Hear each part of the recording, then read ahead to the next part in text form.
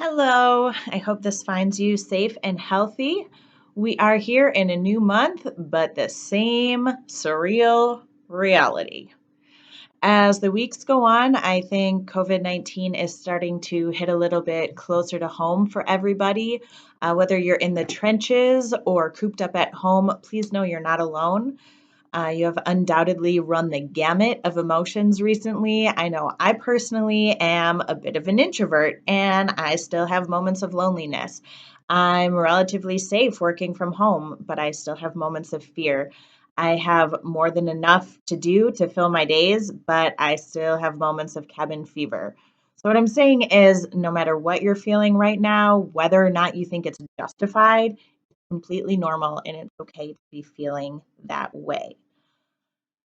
So, today I want to address the way we look at a negative situation and how to optimize our mind state when we're there.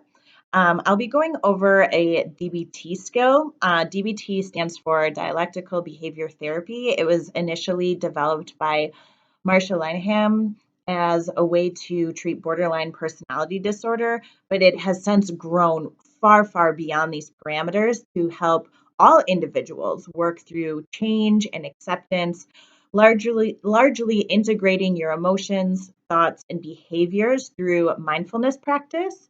I won't go too much deeper into it here, but there's a ton of literature available out there if you are so interested. Full disclosure, I am not a certified DBT practitioner, but I do have my credential as a DBT informed music therapist. If you're interested, you can learn more about that at the Spiegel Academy. Okay, so back to it. In times like these, it's pretty easy to fall into patterns of thinking, and everyone's going to be a little bit different, but we tend to fall into two camps, with some people being more analytic and others being more emotional thinkers. And the thing is, we don't want to solely be either of these. Why, you ask defensively? Well, I'm going to try and explain it the best way my music therapist brain knows how, with a few songs. So, the first thing I want you to do is pause this video and go listen to Carrie Underwood's Because He Cheats. If possible, look up the lyrics and follow along. Ready, set, go. Okay, welcome back. The first question I'll ask is, how do you think she felt in the moment of this song? Not before, not after, but in that action of bashing up her cheater boyfriend's car. Probably pretty good, right? Maybe she feels powerful, feels justified, feels a sense of release. This is acting on our emotion brain. It's a quick reaction and it usually feels good in the moment. Unfortunately, there's a downside, right? In this song, what might it look like after the song is over? Maybe she gets caught and arrested or fined. Maybe she hurts herself on the broken glass. Maybe she was totally wrong and just ruined a perfectly good relationship. Maybe he retaliates. Maybe there's a custody battle at this moment going on, and this is ammo he uses against her. I could go on and on and on about the repercussions of acting on emotion brain in that sense. So, in our current world, acting on emotion brain might be ruminating on the dangers of the unknowns of COVID-19 and then proceeding to drink 3 bottles of wine and eat a gallon of ice cream every night. It could be yelling at your kids or partner too often or too quickly because, let's face it, it's hard being around them all the time. It could be refusing to get out of bed or off the couch. It could be racking up credit card debt through online retail therapy because, hey, you're out of work and going into debt anyway. I could go on, but I think you get my point. Now, the flip side of this is thinking solely in your rational or reasonable brain. And this one may really raise some eyebrows. You're probably saying, well, Bailey, don't we want to go with the facts and use our thinking brains?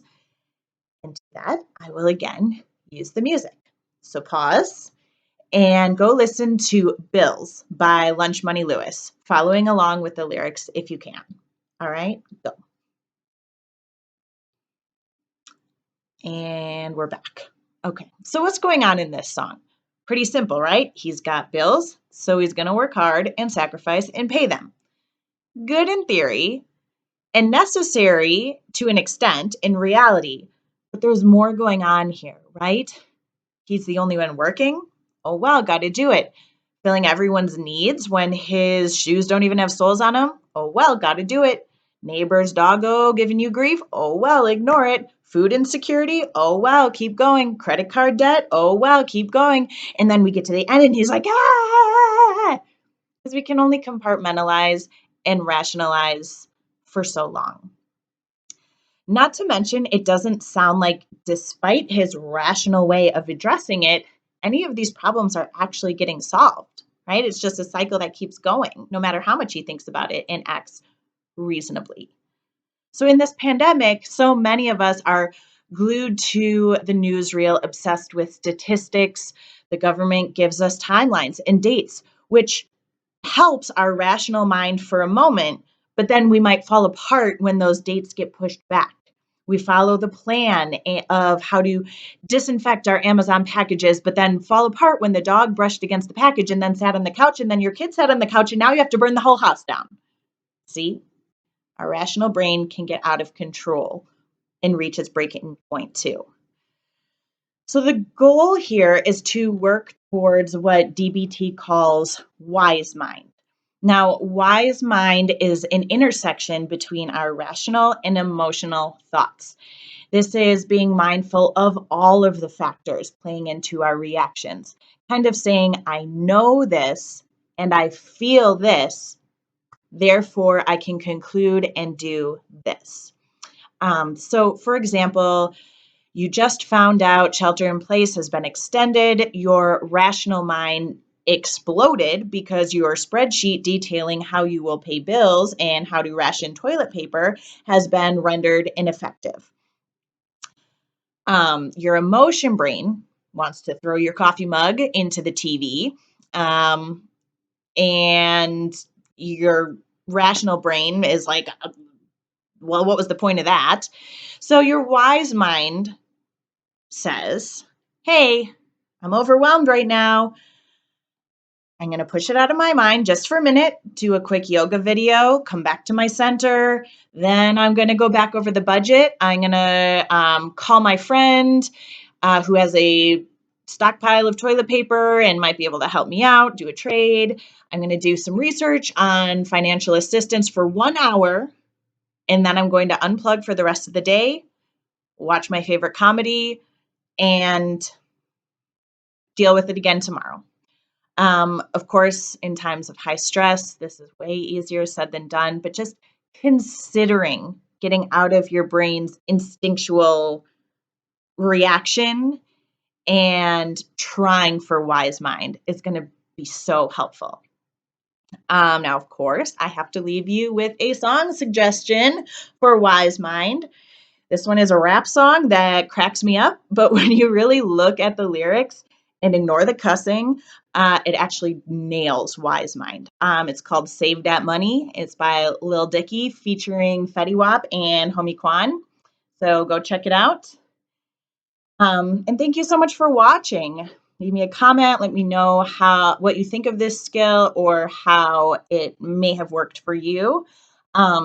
If you'd like more help with finding your wise mind, don't be afraid to reach out to a therapist or a healthcare provider.